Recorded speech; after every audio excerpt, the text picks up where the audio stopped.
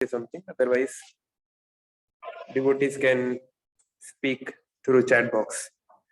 और डिवोटीज अपना real name use करेंगे तो अच्छा है. जैसे कोई हरे कृष्णा है, उन्होंने हैंड ऊपर किया हुआ है, पर आप हरे कृष्णा हो कौन? यूज योर रियल नेम ना. It's becomes difficult to understand. कुछ बोलना चाहते हैं मिस्टर हरे कृष्णा? उनको अनम्यूट करना शिवम और स्क्रीन शेयर कर लो. क्योंकि और मेरी आवाज और वीडियो क्लियर है क्या? हरे कृष्ण. ओके ठीक है, स्क्रीन शेयर करिए. ओके आप वही पीपीटी शेयर कर लीजिए शुभम, जो मैंने आपको बताया था ना, डिवाइस का 4th सेशन. वहां से शुरू करते हैं, फिर आगे बढ़ेंगे. ओके लेट्स स्टार्ट विद मंगलाचरण. ओम अज्ञानतिमिरान्धस्य ज्ञानञ्जनशलाकया चक्षुरुन्मीलितं येन तस्मै श्रीगुरवे नमः. वाञ्छाकल्पतरुभ्यश्च कृपा सिन्धुभैव च पतितानां पावनेभ्यो वैष्णवेभ्यो नमो नमः. मुखं करोति वाचालं पङ्गुं लङ्घयते गिरिं यत्कृपातमहं वन्दे श्रीगुरुदीनतारिणम्. नमो विष्णुपादाय कृष्णपृष्ठाय भूतले श्रीमते भक्तिवेदांत स्वामिनिति नामिने.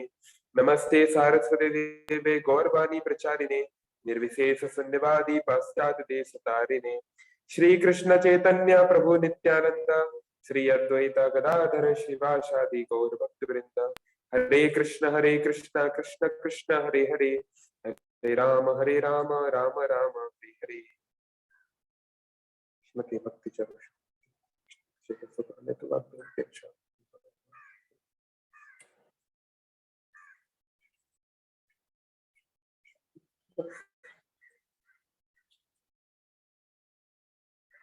हरे कृष्ण.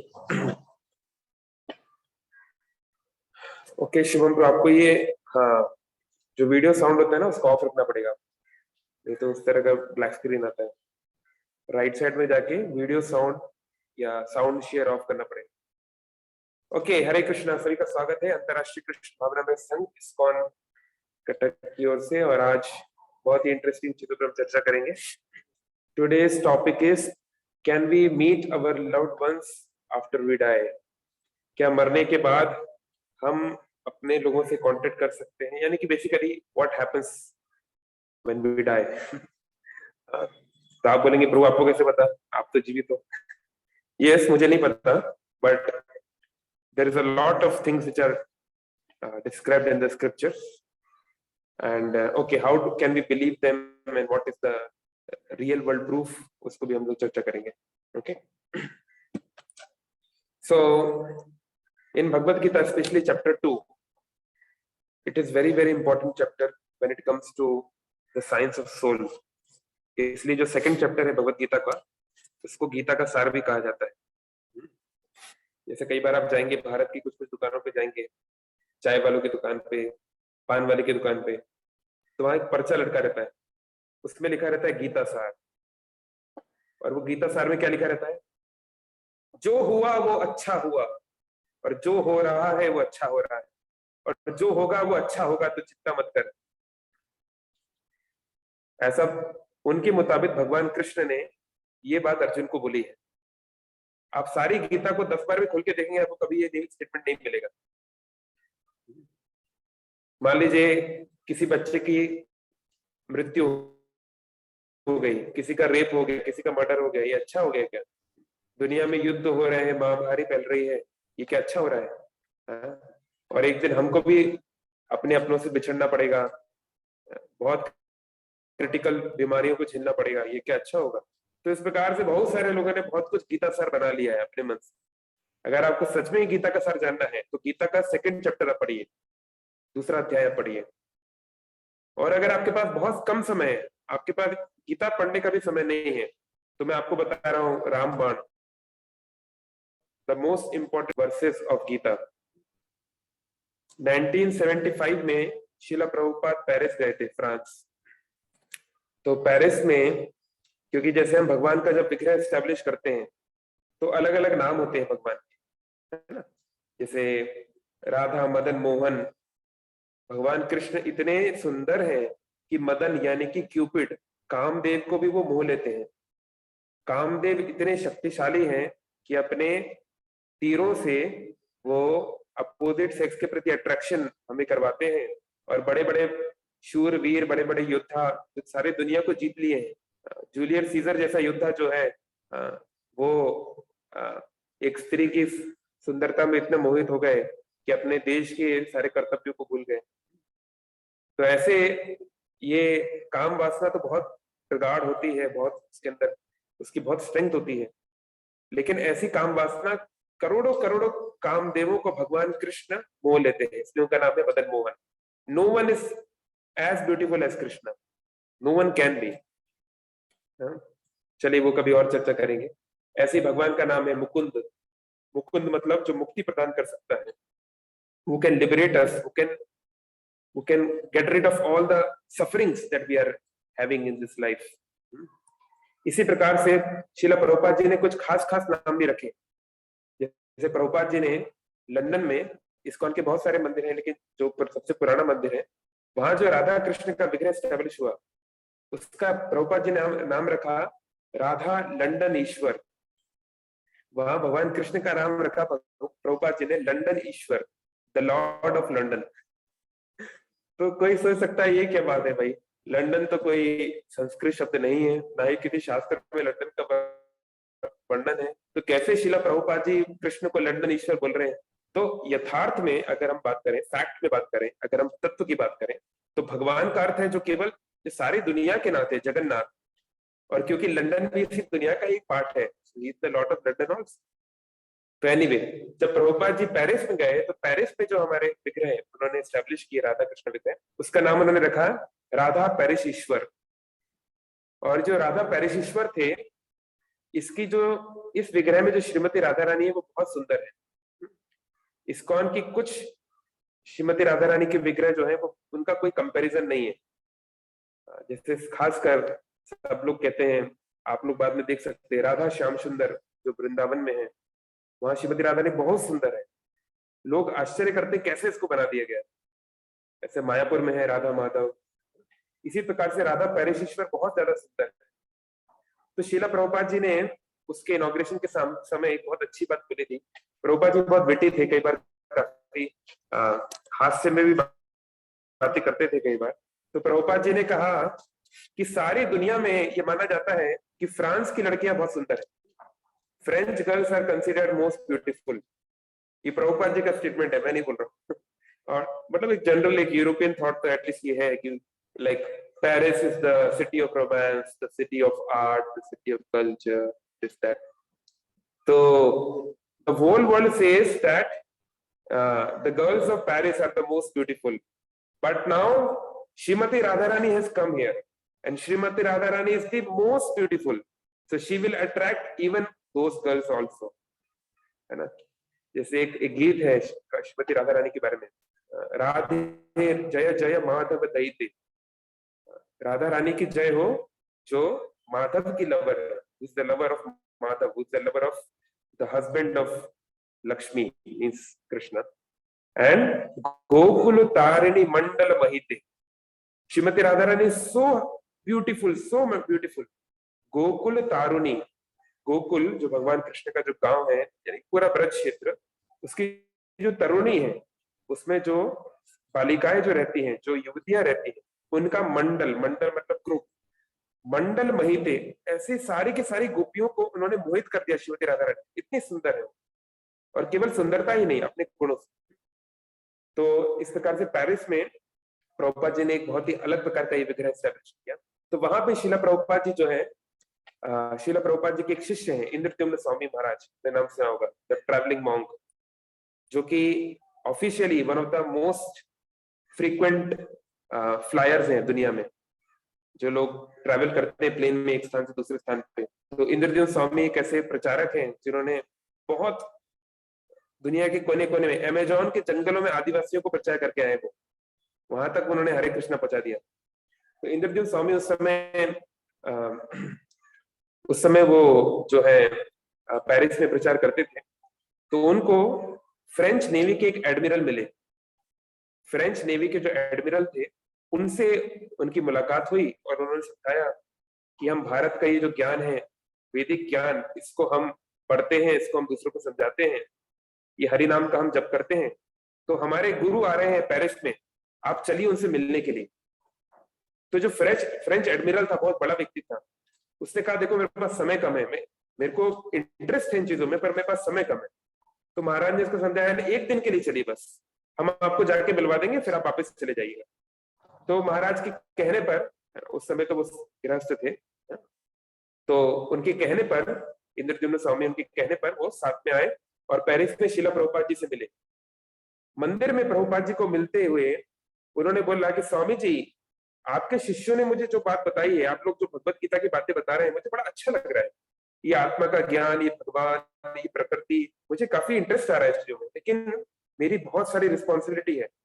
फ्रेंच नेवी के एक बहुत महत्वपूर्ण पद पे हूं मैं, मेरे पास ज्यादा समय नहीं रहता है।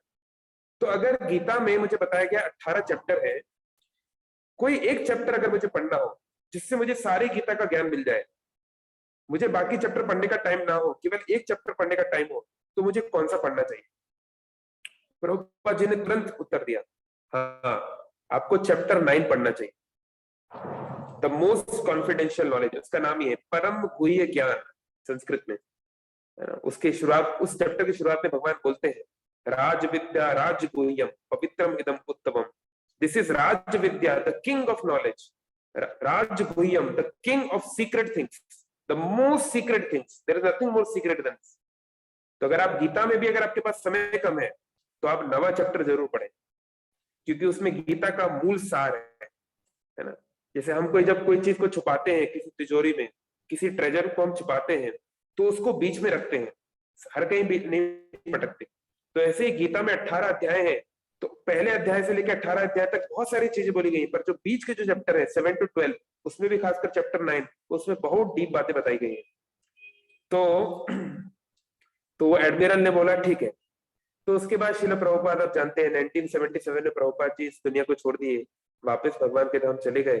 तो 1980s के आसपास इंद्रद्युम्न महाराज की दोबारा उनसे मुलाकात हुई, उस एडमिरल से। तो महाराज ने उनको बोला, आपने मुझको पहचाना? उन्होंने बोला, हाँ मैं आपको पहचान लिया हूं। तो वो एडमिरल ने बोला, मैं दोबारा आपके गुरु से मिलना चाहता हूँ, मुझे उनसे मिलकर बहुत अच्छा लगा।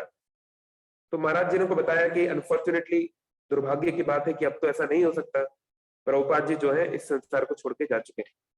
तो उस एडमिरल को बहुत दुख हुआ। तो बोला कि उस व्यक्ति से मैं केवल एक बार मिला था, लेकिन जब भी मैं उस मुलाकात के बारे में याद करता हूं, तो मुझे लगता है उस जैसा व्यक्ति मैंने कभी नहीं देखा। तो महाराज ने पूछा, ऐसा क्यों लगता है आपको? बोला, उस व्यक्ति ने मुझे बोला था कि आप इस किताब का 9वां चैप्टर पढ़िए। मैं इसको रोज पढ़ता हूँ, मैं एक बहुत व्यस्त व्यक्ति हूँ, मुझे देश की सबसे बड़ी जिम्मेदारियों में से एक मेरे हाथ में है, लेकिन इसको मैं रोज पढ़ता हूँ। और मैंने देखा है कि केवल इसको पढ़ने से, मैं ज्यादा समझ तो नहीं पाता हूँ, पर केवल इसको पढ़ने से मेरा चेतना पूरी तरह बदल गई है। मैं अपने आप को एक बहुत अलग तरीके से इस दुनिया को देख पा रहा हूँ। मैं समझ रहा हूँ कि भगवान है, मैं समझ रहा हूँ प्रकृति कैसे काम करती है। तो मैं उनको धन्यवाद देना चाहता था, लेकिन ठीक है, आप उनके शिष्य हैं, तो आपको मैं धन्यवाद देता हूँ। तो ये 2 चैप्टर आपको याद रखने हैं। चैप्टर 9, कोई व्यक्ति जिसके पास समय कम है तो उसको चैप्टर 9 पढ़ने को बोलिए, और कोई व्यक्ति अगर गीता पढ़ना चाहता है तो उसको चैप्टर 2 पढ़ने को बोलिए, उसको चैप्टर 1 पढ़ने को मत बोलिए, क्योंकि चैप्टर 1 में थोड़ा डिटेल्स है, तो व्यक्ति सोचता है क्या हो रहा है, शंख बज रहा है, ये हो रहा है, वो हो रहा है ना। पर चैप्टर 2 जो है, बहुत सारी हमारी मूलभूत जो प्रश्न होते हैं हमारे जीवन में, उसको एड्रेस करता है। ठीक है, तो मृत्यु के समय पे क्या होता है, चलिए नेक्स्ट आगे बढ़िए शुभम ब्रो, नेक्स्ट स्लाइड।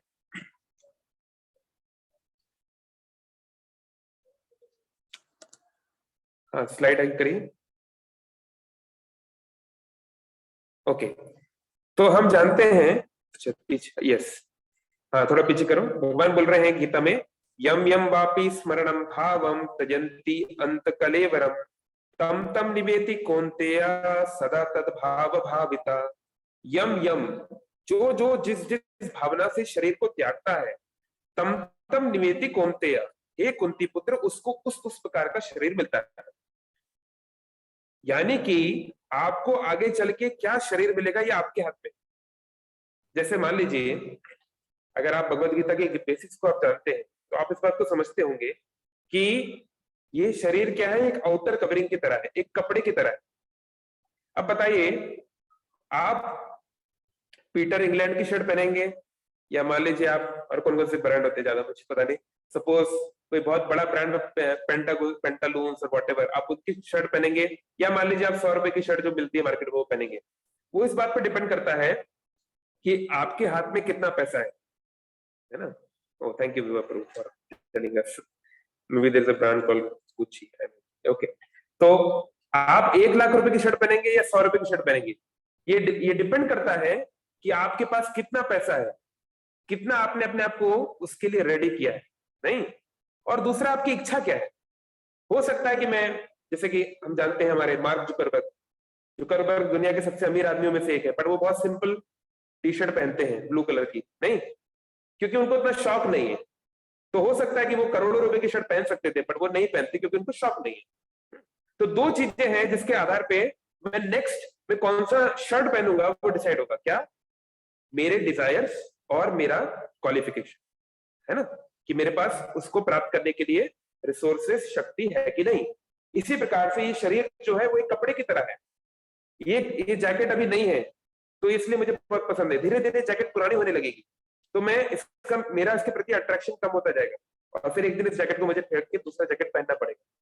तो ऐसे ही भगवान गीता में बता रहे हैं कि एक शरीर एक एक गारमेंट की तरह है, वो भी एक जैकेट की तरह है, और आत्मा इसके अंदर है, और इस शरीर में बदलाव होता है, छोटे से धीरे धीरे वो बड़ा होता है और अल्टीमेटली बूढ़ा होता है और मर जाता है, लेकिन आत्मा वो तो वही थी, उसमें कोई परिवर्तन नहीं होता, है ना।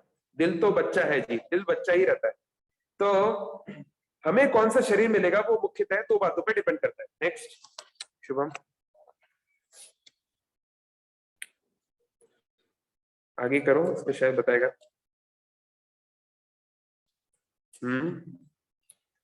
यस, बहुत सारे अलग अलग प्रकार की बॉडीज है। नेक्स्ट नेक्स्ट, तो हमको, चलिए आगे बढ़िए। क्या हमको मनुष्य का शरीर मिलेगा? जरूरी नहीं है, हमको पेड़ पौधे का शरीर भी मिल सकता है ना। किस पे डिपेंड करता है? पहली हमारे डिजायर्स क्या है, हम किस गुण में, और दूसरा हमारा कर्म क्या है। तो सारी ये जो खेल है इसमें दो चीजें हैं और दोनों को समझना बहुत मुश्किल है। गुण कर्म विभाग, गुण और कर्म, हमारा चेतना, हमारा मन, हमारा इंटेलिजेंस, हमारी लाइफस्टाइल, हमारा उठना बैठना किस गुण में है, सतोगुण में है, रजोगुण में है, तमोगुण में है, प्राइमरीली किससे हम अफेक्ट होते हैं उसका बहुत फर्क पड़ता है। और फिर हमारे कर्म कैसे, है ना, हमने सत्कर्म किए हैं, विकर्म किए हैं, अकर्म किए हैं, है ना, हमारा प्रारब्ध कैसा है, हमारा कूट कैसा है, बीज कैसा है, अप्रारब्ध कैसा है, ये सब बातें। चलिए आगे बढ़ते हैं। तो नेक्स्ट करते जाइए। हो सकता है कि हम आगे बढ़े, हमें और अच्छी बॉडी मिले, ऊर्ध्वम गच्छति सत्वस्था। हो सकता है कि अभी मैं 1000 रुपए की शर्ट पहनता हूँ, जैकेट पहनता हूँ, अब मैं खूब अच्छा, मैंने पैसा जमा कर लिया है, अब जो है मेरी इच्छा है कि मैं 10,000 की शर्ट पहनूं, तो पहन सकता हूँ।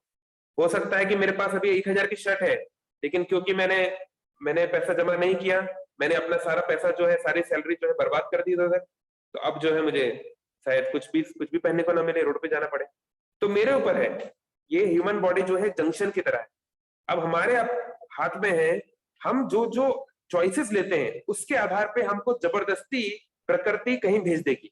आपसे पूछा नहीं जाएगा कि आपको गरीब बनना है कि अमीर बनना है, कि आपका चेहरा सुंदर होना चाहिए कि खराब होना चाहिए, कि आप लंबे होने चाहिए कि छोटे होने चाहिए, क्या आपके माता पिता आपके साथ जीवन भर रहेंगे या बचपन में ही आप उनकी मौत हो जाएगी, क्या आपका प्रेमी प्रेमिका आपको धोखा देगा कि वो आपके साथ जीवन भर रहेगा, क्या आप अगले जन्म में कुत्ता बनोगे कि बिल्ली बनोगे कि मनुष्य बनोगे, ये प्रकृति आपसे पूछेगी नहीं, लेकिन वो एक फेयर डिसीजन करेगी आपकी खुद के स्थिति के अनुसार। नेक्स्ट आगे बढ़िए शुभम।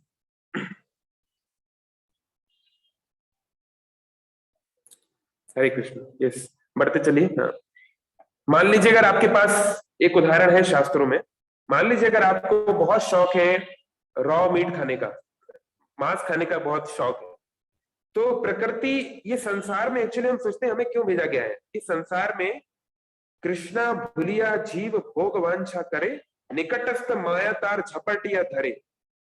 जो जीव भगवान के साथ रह के खुश नहीं था, वो भगवान से अलग एंजॉय करना चाहता था। जैसे हम में से बहुत सारे लोग हैं, हमारे माता पिता अच्छे हैं, हमारा कितना कुछ ध्यान रखते हैं, लेकिन कई बार हमारे अहंकार के कारण हमारे मन में आ जाता है, अरे माता पिता तो ये तो पुराने लोग हैं, ये तो ओल्ड जनरेशन है, हम लोग को नहीं समझ पा रहे, है ना, ये हमारे थॉट प्रोसेस को नहीं समझ पाते हैं। तो कई बार हम क्या सोचते हैं, हम इनसे अलग रहेंगे, हम माता पिता के साथ नहीं रहना चाहते, तो हमारे मन में इच्छा जाती है कि we want to live separately from our parents. So similarly, we were happily situated with our supreme parents, but we decided that no, we don't want to be with them. हम लोग नहीं रहना चाहते वैकुंठ में, we want to go somewhere else. तो जो जीव भगवान से अलग होकर एंजॉय करना चाहते हैं, उनके लिए संसार बनाया गया है। और ये संसार में जीव की जो इच्छा है, भगवान ने एक ऐसा मैकेनिज्म बनाया हुआ है गुण कर्म का, कि व्यक्ति की इच्छा पूरी होती है।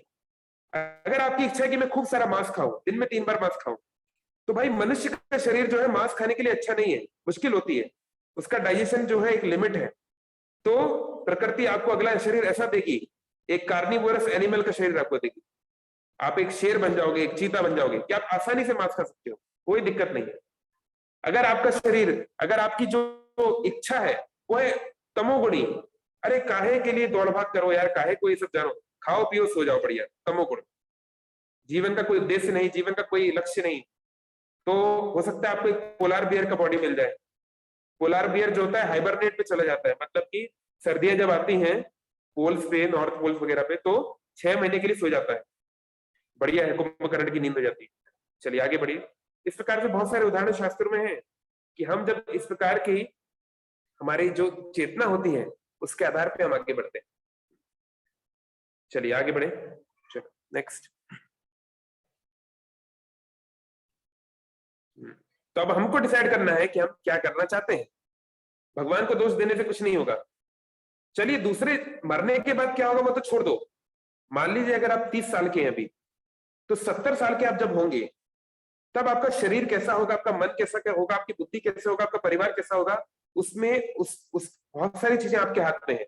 फॉर एग्जाम्पल, अगर अभी आप 20-30 साल के हैं, आपका शरीर फिट है, तो अगर आप अपने हेल्थ के लिए टाइम दें, खान पान का ध्यान दें, सत्वगुणी भोजन पाएं, योगा प्राणायाम करें, थोड़ा वॉकिंग करें, थोड़ा फिजिकल एक्टिविटी करें, तो 70 साल के होने पर भी आपकी बॉडी अच्छी रहेगी, ज्यादा तकलीफ नहीं होगी। लेकिन आप अभी से जो है हर कुछ खाते हैं, जो मन में आता है पी लेते हैं, कुछ भी फास्ट फूड खा रहे हैं, कुछ भी कर रहे हैं, कुछ भी कितना भी कोलेस्ट्रॉल बढ़ा रहे हैं, कितना भी बैठे रहते हैं दिन भर नेटफ्लिक्स चला के, तो अगर आप 60 साल तक जी गए, मान लो गलती से अगर आप 60-70 साल तक जी गए, तो आपकी बॉडी जो है वो एक बीमारियों का एक जो है अड्डा बन जाएगी, है ना। तो क्योंकि इस शरीर में भी हम देखते हैं, हम जिस प्रकार के चॉइसेस लेते हैं वो हमारे अगले 10 साल, 20 साल, 30 साल, 50 साल में हम क्या होंगे उसको वो डिफाइन करता है वो चॉइस। अगर मैं पढ़ाई ना करूं, दिन भर घूमता फिरता रहूं, तो एग्जाम में क्या होगा उसको मैं खुद अपने हाथों से लिख रहा हूं, है ना। तो इसी प्रकार से हमारे अगला जीवन भी हम खुद उसके लिए जिम्मेदार हैं। हम किस प्रकार की चॉइसेस लेते हैं वही अगले जीवन को डिसाइड करेंगी। नेक्स्ट आगे बढ़ते हैं। चलिए शिवम प्रभु आगे, हरे कृष्ण आगे, नेक्स्ट। तो चलिए हाँ आगे बढ़िए, एक साथ बता देंगे। नेक्स्ट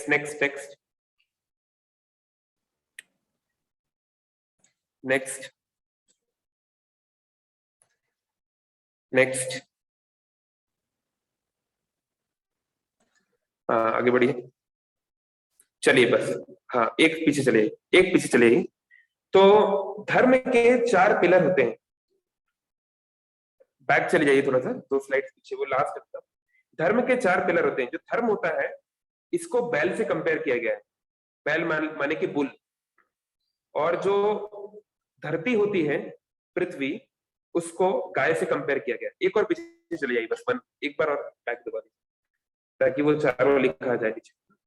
तो ये जो बैल के 4 पैर होते हैं, ऐसे ही हमारा जो धर्म है ये 4 पैरों के ऊपर खड़ा हुआ है। जैसे एक बैल 4 पैरों पे खड़ा होता है, ऐसे ही ये धर्म जो है, धर्म मतलब कॉन्स्टिट्यूशनल पोजीशन। धर्म का मतलब हिंदू धर्म, मुस्लिम धर्म, क्रिश्चियन धर्म नहीं है, ये तो मैन मेड स्टफ है।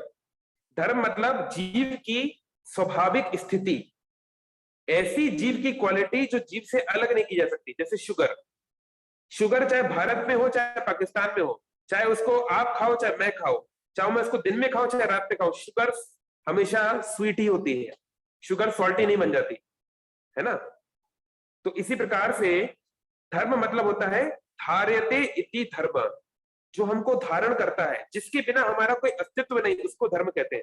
जिसको हमसे अलग नहीं किया जा सकता, उसको धर्म कहते हैं। तो जीव का धर्म है प्रेम करना और प्रेम लेना, प्रेम का आदान प्रदान, सेवा का आदान प्रदान। हर व्यक्ति चाहता है कि लोग मुझसे प्रेम करें और मैं कुछ लोगों को प्रेम करूं। ये हर एक व्यक्ति, हर एक मनुष्य, हर एक जीव, छोटे से बैक्टीरिया से लेकर विशालकाय हाथी तक, हर व्यक्ति के अंदर यही, जहां पर भी आत्मा होगी वहां पर टेंडेंसी होगी to serve and to be serve, to love and to be love. इसको आप कहीं पर भी जनरलाइज कर सकते हैं। तो ये जो हमारा धर्म है, ये हमारी जो टेंडेंसी है, प्रेम की टेंडेंसी, ये बाधित होती है चार चीजों से। क्योंकि ये जो प्रेम है, ये चारों पिलर पे खड़ा हुआ है। प्रेम का मतलब ये नहीं होता आई लव यू बोलो और कुछ भी करते रहो, नहीं। उसके चार पिलर होते हैं, यानी उसके एस्पेक्ट्स होते हैं, उसके लिम्स होते हैं। जैसे एक होता है दया, धर्म जो है दया पे खड़ा हुआ है। तो जब हम दूसरे जीवों की हत्या करते हैं, जब हम दूसरे जीवों को अपने जिह्वा के स्वाद के लिए, हम केवल इतनी सी छोटी सी चीज के लिए, जब हमारे पास चॉइस है, हम जब मिनिमम अपने जीवन को मिनिमम किलिंग से काम कर सकते हैं। हमने लास्ट टाइम में लिखा था जीवो जीवस्य जीवनम। देखो जीना है तो किसी को मारना पड़ेगा, नो डाउट। हर एक व्यक्ति किसी ना किसी को मार के ही जी रहा है।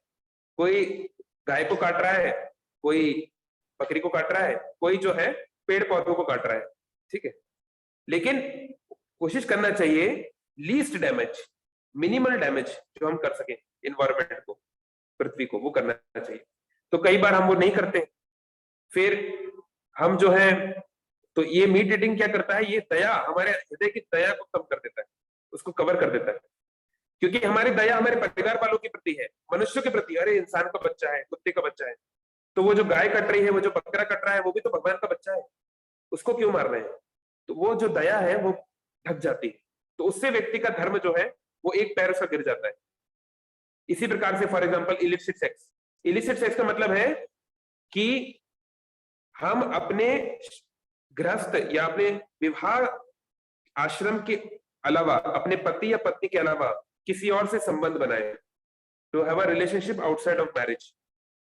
तो इसमें क्या होता है, इसमें ये होता है कि हम हर एक लड़की और हर एक पुरुष को, हर एक सुंदर लड़की और हर एक हैंडसम व्यक्ति को, लड़की को हम लोग उसी नजर से देखते हैं, है ना? कि अगर मैं इसका शरीर अगर मुझे मिल जाता है, इसके साथ मैं संभोग कर पाता तो कितना अच्छा है। तो यानी कि चेतना क्या है उस समय पूरी तरीके से दूषित हो जाती है। तो इस कारण से धर्म का एक पिलर होता है, वो होता है शौच। शौच मतलब होता है क्लीनलीनेस।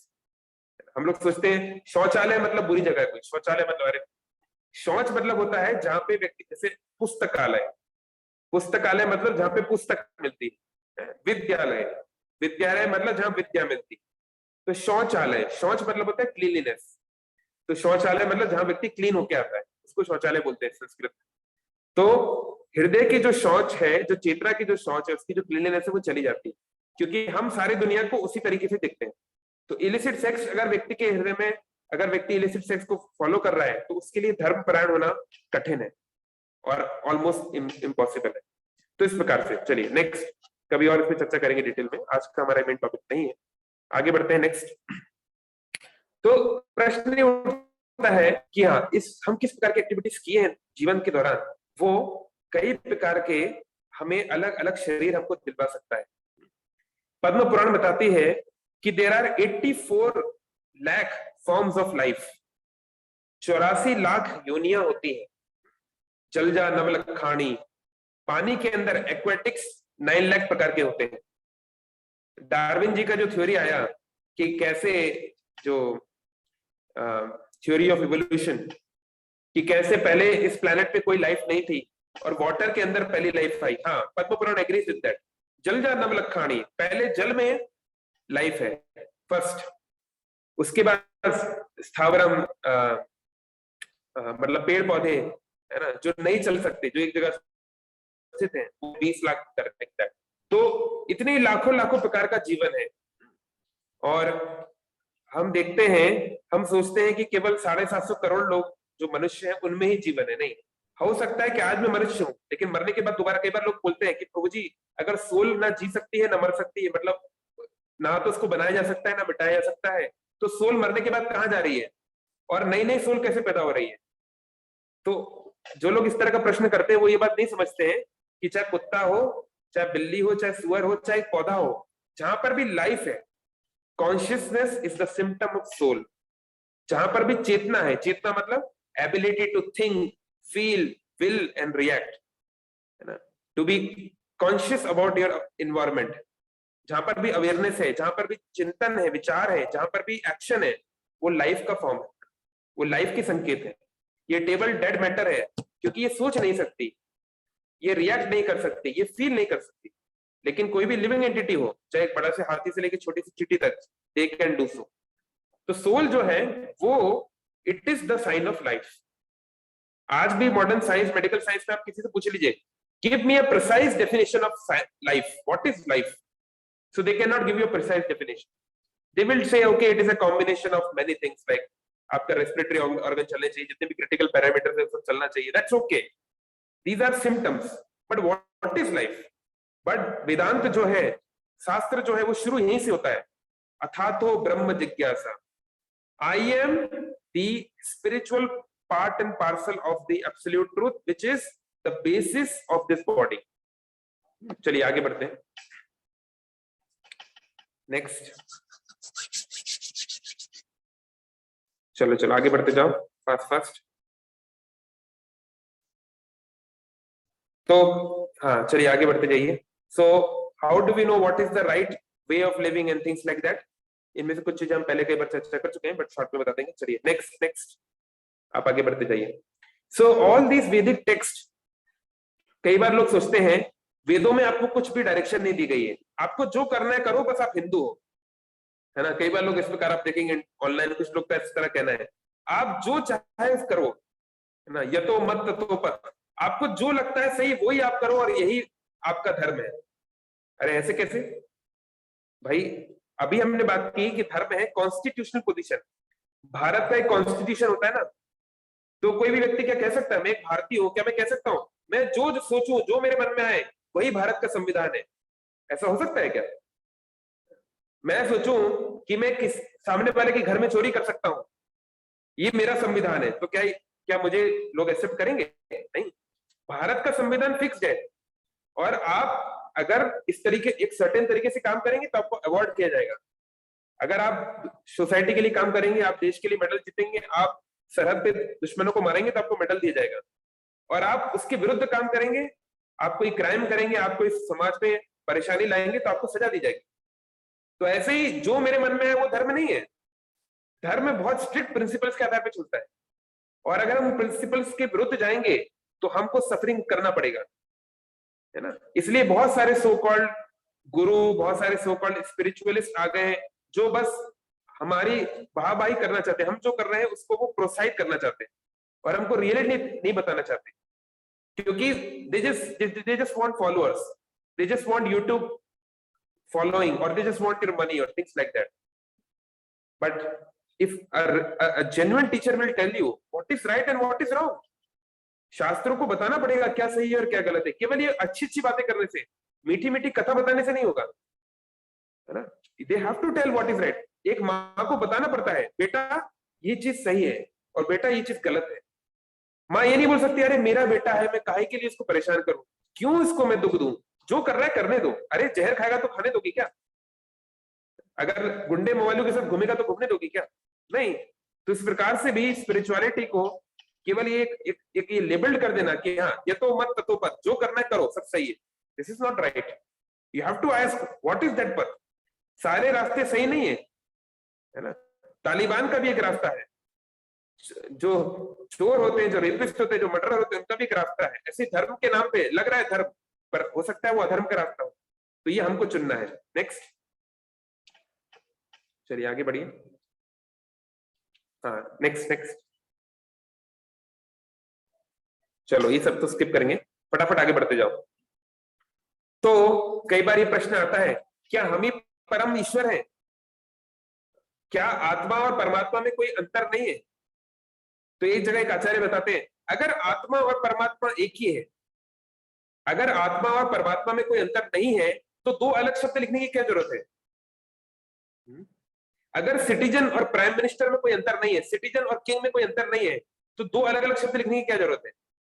अंतर है। इसलिए ईश्वर की व्याख्या, ईश्वर शब्द का क्या अर्थ है, इसको बताया गया है उपनिषदों में। नित्यो नित्यानाम चेतनस चेतनानाम एको यो बहुधा विदधाति कामान। बोल रहे हैं नित्यो नित्यानाम।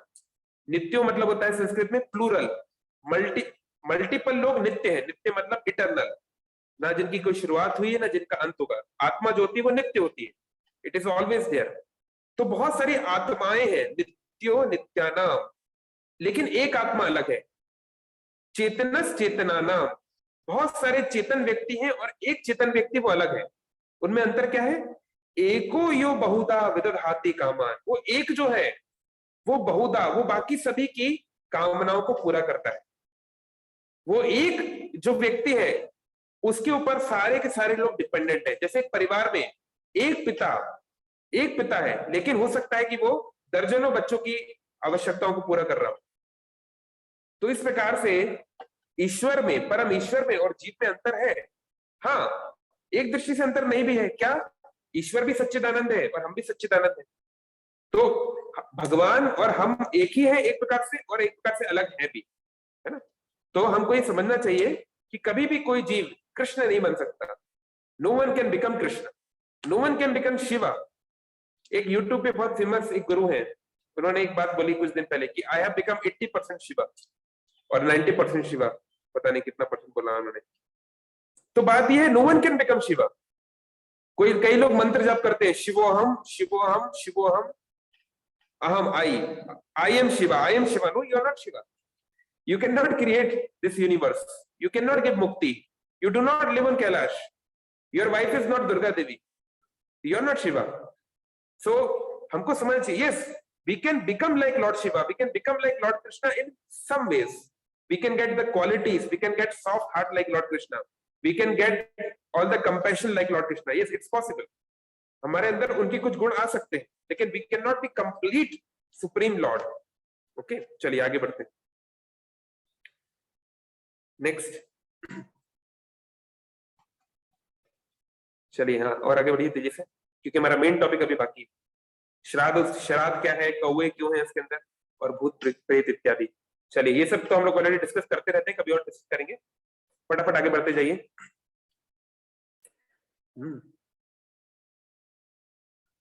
चलिए ओके, नेक्स्ट आप बढ़ते जाइए, मैं आपको बोलूंगा रुकने। तो अब प्रश्न उठता है कि ये भूत क्या चीज है भैया? क्या ये रियल में होते हैं? क्या ये केवल किस्से कहानी है या क्या चीजें? हाँ, आप शिवम पर आगे बढ़ते जाइए ना, जब वो एक आगे स्लाइड में है, कहीं पर आएगा तो मैं आपको बताऊंगा, नहीं तो मैं ऐसे भी एक्सप्लेन कर सकता हूँ। तो देखिए, अभी तक आपने थोड़ा बहुत गीता पढ़ा है तो आप जानते होंगे कि हमारे इस सोल की दो कवरिंग है। जैसे देखिए, ये मेरा हाथ है, मेरा शरीर है ना, इस शरीर के ऊपर दो कवरिंग है। पहली कवरिंग है ये कुर्ता, ये व्हाइट कलर का कुर्ता आपको दिख रहा है, व्हाइट कलर का, ये पहली कवरिंग है, ठीक है। और फिर दूसरी कवरिंग है ये जैकेट मैरून कलर की, ठीक है। तो क्या स्लाइड खत्म हो गई क्या? चलो ठीक है, कोई बात नहीं, फिर बंद कर दो, मैं ऐसे समझा दूंगा। आप वो वीडियो रेडी रखो, फॉक्स न्यूज वाला, उस वीडियो का रेडी रखो, बस बाकी बंद कर दो। तो जैसे कि मेरे शरीर के ऊपर ये दो कवरिंग है, एक बाहर दिख रही है, जैकेट आप मुझे देख पा रहे हैं ना, आप मैरून कलर की जैकेट को देख सकते हैं, पर आप व्हाइट कलर के कुर्ते को नहीं देख पा रहे थे। इसी प्रकार से हमारा जो शरीर है जिसको हम देखते हैं, ये जो है ये पंच महाभूत से बना है ना, earth water fire air ether, मतलब कि ग्रॉस एलिमेंट से बना है। ग्रॉस मतलब ऐसी चीजें जिनको आप अपने इंद्रियों के द्वारा टेंजिबली उनके साथ इंटरेक्ट कर सकते हो, उनको देख सकते हो, सूंघ सकते हो, उसको सुन सकते हो, लाइक दैट। लेकिन जैसे कि ये कुर्ता छुपा हुआ है, ऐसे ही हमारे शरीर के अंदर एक सटल बॉडी छुपी हुई है। वो सटल बॉडी क्या है? सटल मतलब सूक्ष्म, इतना फाइन, इतना पतला कि वो दिखता नहीं, लेकिन हम उसको महसूस कर सकते हैं। वो क्या है? उसके तीन एस्पेक्ट्स, मन, बुद्धि, अहंकार, mind, intelligence and false ego. तो हर व्यक्ति ये जानता है कि हमारे अंदर बुद्धि है, हम में से ऐसा कोई है क्या जो ये नहीं मानता उसके अंदर बुद्धि है? बिल्कुल बुद्धिहीन व्यक्ति है, ऐसा कोई है क्या? कई बार हम बोल देते हैं किसी को तुम बुद्धू हो, तुम्हारे अंदर कोई बुद्धि नहीं है, बट नहीं, technically he has some intelligence. कोई भी इवन जानवरों में, अलग जीवों में भी बुद्धि होती है ना? बुद्धि means the ability to distinguish between good and bad, right and wrong, things like that. क्या सही है, एक जानवर जानता है मेरे को क्या पकड़ना है, क्या छोड़ना है ना? तो ठीक है, आप पीपीटी बंद कर दीजिए शुभम, और आप वो वीडियो निकाल के रखिए, है ना, फॉक्स न्यूज वाला। चलिए, तो हाँ, तो ये जो सूक्ष्म शरीर है, इसके ये 3 एस्पेक्ट होते हैं। तो होता क्या है, जब हम मरते हैं, मैं बोलता हूं अरे मेरे दादाजी चले गए, मेरी दादी जी चली गई, तो भैया उसका शरीर तो सामने रखा हुआ है। वो दादाजी, मान लो दादाजी जो थे बढ़िया थे, बिल्कुल उनको कोई दिक्कत नहीं थी, है ना, हष्ट पुष्ट थे। तो जो दादाजी है उनका शरीर वहीं पर है। अगर आप ये बोलते हो कि आत्मा नाम की कोई चीज नहीं है, life is only combination of chemicals, अगर आप ऐसा बोलते हो, तो ठीक है भैया, मेरे दादाजी की मौत हो गई, उनका शरीर यहाँ पे रखा हुआ है, तो कुछ उनकी केमिकल शायद ऊपर नीचे हुए होंगे, तो ऐसा करिए, आप इंजेक्शन लाइए, कुछ केमिकल डाल दीजिए, जो केमिकल आपको लगता है कम पड़ गया है उसको उसके अंदर डाल दीजिए और उनको जीवित कर दीजिए। Can you do like that? अच्छा, स्वयं का प्रश्न है कि एआई वालों ने भी तो अभी जीवित रोबोट बनाए हैं, लिविंग रोबोट्स। तो देखिए, actually it's very easy to fool using words. Let us understand what is life, then again coming. इसके पहले भी बात हुई थी जब क्लोनिंग आया था, है ना, जब एक शीप को क्लोन किया गया था, तो बात बोला गया कि हमने तो लाइफ को खोज लिया है। देखिए, लाइफ का बेसिक फंडामेंटल है free will. It can do whatever it like. Program, मैं खुद एक डेटा साइंटिस्ट हूं, मैं खुद आर्टिफिशियल इंटेलिजेंस के बैकग्राउंड से आ रहा हूं। हम लोगों ने खुद माइक्रोसॉफ्ट के लिए बहुत सारे प्रेडिक्टिव मॉडल्स बनाए हैं। 2014 में एक फुटबॉल टूर्नामेंट हुआ था जिसमें करीब 48 गेम्स होने वाले थे। तो हमारी टीम ने, हम जिस कंपनी में काम करते थे, हम लोगों ने वो शुरू होने से पहले, फुटबॉल शुरू होने से पहले, वर्ल्ड कप शुरू होने से पहले, नहीं वो शायद यूरोपियन लीग था, उसके शुरू होने के पहले ही ये पता किया था कि 48 मैच का रिजल्ट क्या होगा। इन 48 मैचों में से कौन सी टीम कौन सा मैच जीतेगी, कौन सी टीम हारेगी, कौन सा ड्रॉ होगा, वो पहले से प्रेडिक्ट करके रखा था। और 46 प्रेडिक्शन सही निकले थे, केवल 2 प्रेडिक्शन गलत। तो वो कैसे होता है, डेटा साइंस कैसे काम करती है? डेटा साइंस बिग डेटा पे काम करती है। आपके पास बहुत सारा डेटा है ना, करोड़ों करोड़ों आपके पास डेटा फील्ड्स है, उसको आप लाते हो, उसको आप प्रोसेस करते हो, उससे आप एक पैटर्न निकालना चाहते हो कि यार जब इंडिया की टीम न्यूजीलैंड से इंडिया में खेलती है तो इंडिया के जीतने के चांस कितने हाई है, लेकिन जब इंडिया की टीम न्यूजीलैंड से बाहर खेलती है तो इंडिया के पिटने के चांस कितने ज्यादा है ना? जब ये बैट्समैन खेलता है तब कितना कितना होता है, लाइक दैट, इस तरीके से। तो वो बहुत, उसको मशीन के द्वारा प्रोसेस किया जाता है, मशीन को सिखाया जाता है। तो ये मशीन कैसे प्रोसेस करती है, हम इसको सिखाते हैं, मॉडल्स बनाते हैं। मैंने खुद रात रात भर बैठ के मॉडल बनाए हैं कि मशीन बेटा तुम केवल 25% प्रेडिक्ट कर पा रहे हो, लो एल्गोरिथम बदलो, ये एल्गोरिथम ट्राई करो, फिर नई एल्गोरिथम उसको सिखाई जाती है, फिर मशीन उस पर प्रोसेस करती है, फिर वो सीखती है, लाइक दैट। बट अल्टीमेटली वो सीख रही है, no doubt, it learns, the machine is learning, the computer is learning, but it is fundamentally program. वो अल्टीमेटली डीप रूट जाके जब जहां तक वो प्रोग्राम है उतना ही समझ सकता है, उसके बाहर नहीं। So the computer does not have free will. Computer ये नहीं बोल सकता अरे छोड़ो प्रोग्रामिंग बहुत हो गया, चल के क्रिकेट खेलते हैं। There is no free will, है ना?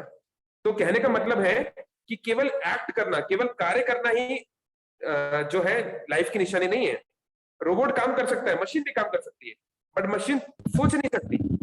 एक बच्चे को देख के मशीन केवल ये देखे कि हाँ ये बच्चे की हाइट इतनी है, इसका ये है, इसका ये है, बस वो पैरामीटर देखेगी।